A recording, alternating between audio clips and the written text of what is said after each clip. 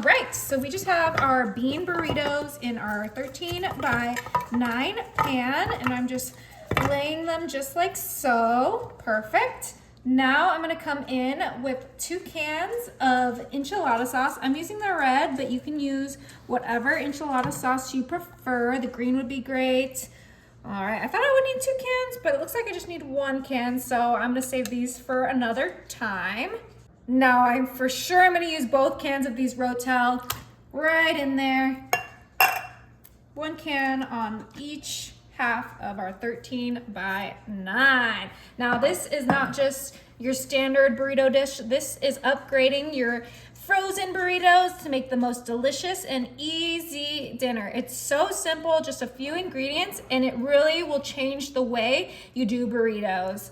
Okay, now that we have that Rotel nice and spread out, we are gonna grab our Mexican 4 cheese, and we're just gonna sprinkle this right over the entire dish. You can use whatever cheese you like, but since we're making burritos, I figured the Mexican 4 cheese would be perfect for this. And you can also use whatever burritos you like. I'm using the beef and bean, but you can use the chicken and cheese, you can use the chimichangas, but my family loves beef, so that's why we're using the beef. Can you put extra cheese on this one, please? Oh, okay, yeah.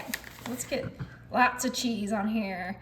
Ooh, and that's pretty much it. We're gonna pop this into the oven once we have this cheese on there. We're just adding a few ingredients to our frozen burritos to make them a little bit more exciting. Make them taste like Taco Bell, you know, instead of cafeteria burritos. Okay, let's just get all that on there. There you go.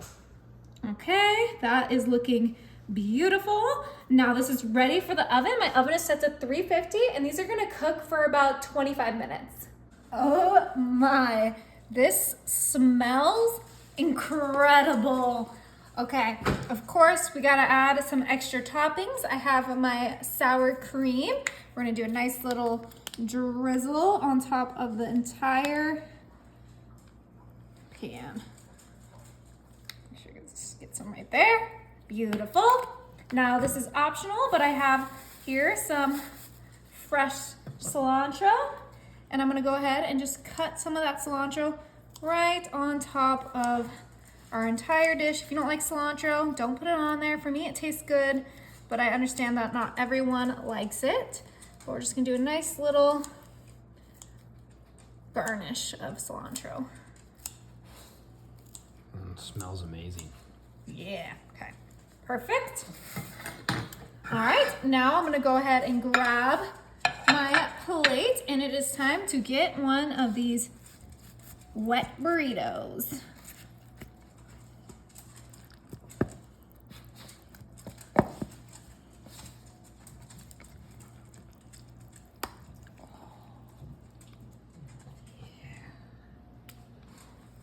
Put that right here.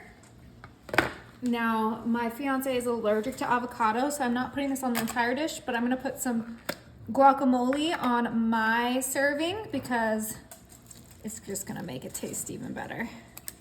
Look at that. Okay, time to give this a try. Woo! Oh my gosh, it is soaking in that enchilada sauce.